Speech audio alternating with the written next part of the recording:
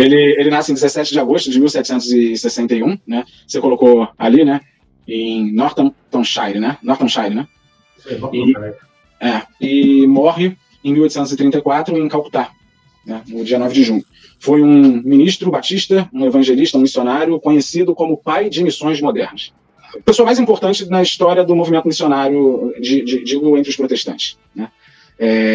Como missionário na colônia dinamarquesa de Serampore, na Índia, né, ele evangelizou, fundou escolas e traduziu a Bíblia para o bengali, sânscrito e inúmeras outras línguas e dialetos, tendo uma importância fundamental, em especial, contra aquele tenebroso costume, né, de queimar as viúvas, sati, né, junto com os esposos falecidos. As viúvas eram queimadas vivas. Acredito que era uma forma de, dentro daquela cultura, preservar a honra do marido, em não permitindo que ela vivesse para ter um relacionamento com outro homem. Exatamente como funciona isso dentro da cultura. É importante a gente perceber que o evangelho, né, ele tem o poder de transformar culturas, e os antropólogos, eles falam, a gente não pode, isso é muito comum quando fala aqui nas missões entre os indígenas, né, nós não podemos afetar a cultura é dinâmica, a própria cultura se transforma a cada dia. Claro, se a cultura ela é inominável e monstruosa, ela deve ser sim, transformada e modificada, né? Então, temos aí o exemplo de William Carey na Índia. É interessante como é que a gente começa a reparar, né, ao longo do tempo, como é que o movimento batista ele conseguiu realmente bater continuamente na cultura, né? Porque com o Thomas Hughes tinha essa cultura instalada, onde o Estado, onde o soberano, ele queria deter esse poder, impor a sua religião sobre o povo, e muitas vezes até mesmo uma religião que, por exemplo, vamos ampliar, né? Os protestantes entre si, um protestante poderia olhar e falar assim, o imperador, ele é protestante, então, tudo bem. Você repara que o Thomas Hughes não tinha essa mentalidade, e com o tempo passando, agora com o William Carey, ele enxerga um problema cultural e consegue ver como é que o evangelho vai conseguir responder a isso. Ou seja, ele não foi simplesmente como um missionário para trazer exclusivamente uma transformação de almas, fazer a tradução das escrituras, mas também fazer uma transformação cultural, né? Então, é muito forte, e isso se dá muito desse cuidado que ele tem com a língua, o fato de ele ter estudado os idiomas, se tornar um poliglota, ele emerge na cultura, uma cultura que ele não está familiarizado, absorve muito essa cultura, mas ao mesmo tempo sabe quais são os pontos que precisam ser sanados, né? E o ritual sati é um desses aí que ele consegue vencer, né? Sendo Sim, é interessante que não é só isso, né? Em questão educacional, em tudo, ele mudou muitas coisas na Índia, né? Muitas coisas mesmo, né? Ele nasce num lar anglicano, né? Mas ele depois vai se tornar batista, né? Ele tinha uma habilidade natural para a linguagem, tanto é que ele aprende latim sozinho, né? Era uma criança muito curiosa e muito interessada nas ciências naturais, né? Principalmente em botânica, e o seu pai leva-o para ser aprendiz com um sapateiro em uma aldeia da vizinhança, né?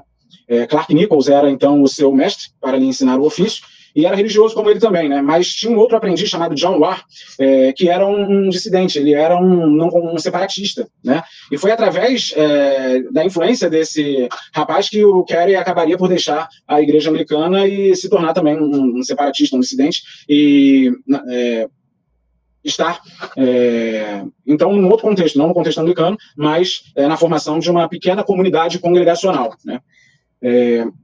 Ele também, nesse período, ele aprende o grego, né, com a ajuda de um morador local ali, e, enfim, ele vai sempre se tornando mais capacitado, embora não tivesse uma educação formal de nível como Thomas Harris, por exemplo, tá? Ele tornou-se um poliglota, dominando latim, grego, hebraico, italiano, francês e neerlandês, além de diversas ciências, e aos poucos entendeu que o mundo era bem maior do que ele pensava que era, né? E como todo crente verdadeiro, se sentiu compungido e aquela necessidade de tornar Cristo conhecido às pessoas que não o conheciam, né? Depois de um tempo, ele vai trabalhar para outro sapateiro local, Thomas Old, e é nessa época que ele se casa com sua esposa, né? A Dorothy, em 1781, que, em princípio, não entende a vocação missionária dele, mas depois acaba indo com ele para a Índia, né? Uma coisa que me chamou a atenção é que ele estava disposto a ir com ela ou sem ela para a Índia, né? Alguns entendem que isso é uma demonstração louvável de sua vocação missionária. Outros, como eu, entendem que isso seria um erro, né?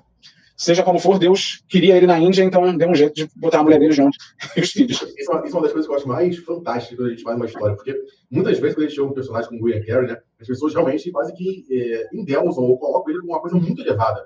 Um cara com poliglota, um homem tão inteligente, uma pessoa tão dedicada ao ministério, e às vezes a gente tem uma leitura de que é quase uma pessoa perfeita. Mas repare só, né, quando a gente começa a pensar na questão de que se ele se casou com alguém, o vínculo que ele tem, a responsabilidade que ele tem agora com outra pessoa. Né? O próprio Paulo fala sobre as dificuldades daquele que quer viver com um homem casado e ainda assim exercer o ministério. Então, ele é avisado sobre isso e eu concordo com o senhor totalmente, né? De maneira até impulsiva, colocar ou você vem comigo ou sem mim, mas eu vou.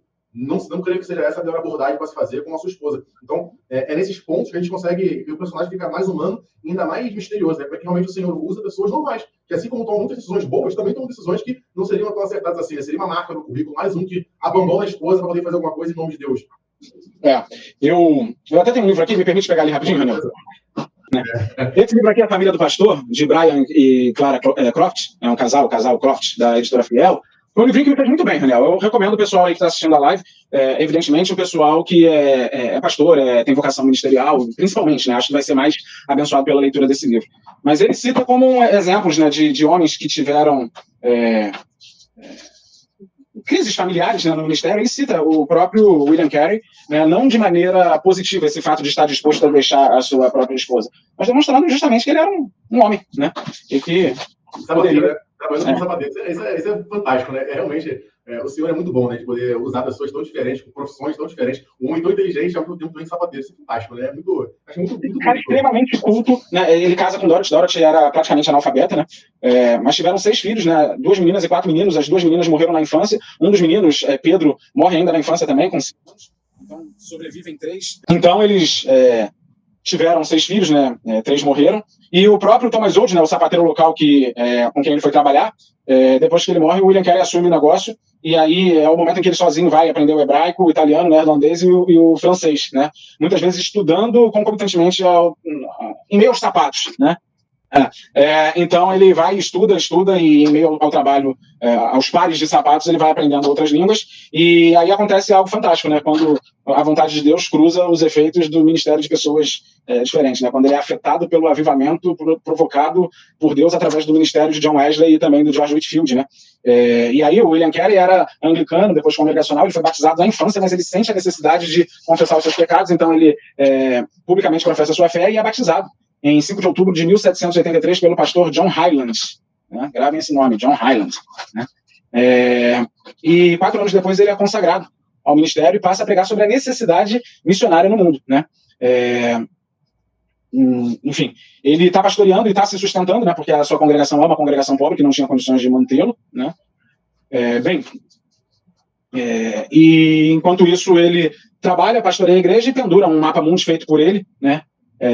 Desenhado ali com suas próprias mãos, e nesse mapa ele vai incluir uma série de informações disponíveis sobre a população, flora, fauna, características de diversos povos e tal, e enquanto ele trabalhava, ele orava por aqueles povos, e ele, mais do que orou, ele pensou em fazer algo, né? Mais do que orar, ele pensou em fazer algo, e o chamado de Deus, então, para pregar a um outro povo foi se tornando cada vez mais forte, até que ele propõe uma reunião para introduzir o assunto de missões, né, a outros pastores, né, outros pastores batistas. E aqui cabe um adendo, não é um adendo crítico no sentido ruim, mas é um adendo constatativo, que naquele momento a denominação batista, né, ela era dominada pelo calvinismo, e pior, não é o calvinismo. O calvinismo é uma manifestação legítima teológica, mas por um hipercalvinismo que entendia que você não deveria pregar o evangelho. E aí, quando ele propõe a proclamação do evangelho, ele ouve de John Hyland, né, o pastor John Hyland, dizer: jovem, assente-se. Quando Deus resolver converter os pagãos, ele vai fazer isso sem precisar de você e de mim. Isso era basicamente o retrato da frieza hipercalvinista na maioria das igrejas batistas particulares da época, né? Carey, ao contrário, ele não se deixa esmorecer com isso, e ele continua sua propaganda pró-missões estrangeiras, né? E toma Isaías 54:2 como texto base para o seu tema, né? Esperai grandes coisas de Deus, fazei e praticai grandes coisas para Deus, né? E o resultado foi que um grupo de 12 pastores batistas, reunidos na casa de um irmão, né? Eles formaram a Sociedade Missionária Batista no dia 2 de outubro de 1792. E resolve, então, enviar Carey, que se ofereceu, para pregar o evangelho na Índia, depois de ouvir o testemunho de um missionário, que era médico também, o Dr. Thomas, que trabalhou por alguns anos em Bengali, na Índia. Ele vai e recebe a confirmação do chamado para pregar especificamente para aquele povo, né? Só que aí entra essa questão familiar, né? Porque ele tem a convicção de que Deus o chama para ir à Índia, mas a esposa não aprova essa ida à Índia, né? Ela se recusa a deixar a Inglaterra, né? E claro que ele se sente dolorido com isso, né? Afinal de contas, ele é um vocacionado por Deus para proclamar o evangelho lá. O que aconteceu é que foi decidido que Félix, o seu filho mais velho, o acompanharia então. E eles tinham um outro problema, que era a proibição de qualquer missionário pregar na Índia. Ele tenta, de alguma forma, entrar na Índia, não de maneira legal, né? Ele tenta entrar na Índia de maneira, como muitos missionários fazem para entrar em países fechados ao evangelho, né? Só que essa tentativa é frustrada. Ela não dá certo e ele volta para Inglaterra triste, né? Vendo o navio partir e ele ficando, né? E talvez, dentro de uma visão muito humana, ali tinha sido interrompido um projeto, né? Mas quando ele volta para Londres, né, a sociedade consegue recursos, né, para comprar as passagens em um navio dinamarquês. E Carey, mais uma vez, insiste com a esposa, porque agora eles teriam, teriam o documento para ir, o bilhete para ir, e ela se recusa. E aí eu sublinhei aqui as palavras, aspas, para William Carey, que disse a ela: se eu possuísse o mundo inteiro, daria alegremente tudo pelo privilégio de levar-te juntamente com os nossos filhos comigo. Mas o sentido do meu dever sobrepuja todas as outras considerações. Não posso voltar atrás sem incorrer em culpa a minha alma. Ele entende que se ele não for à Índia, a alma dele vai ser culpada.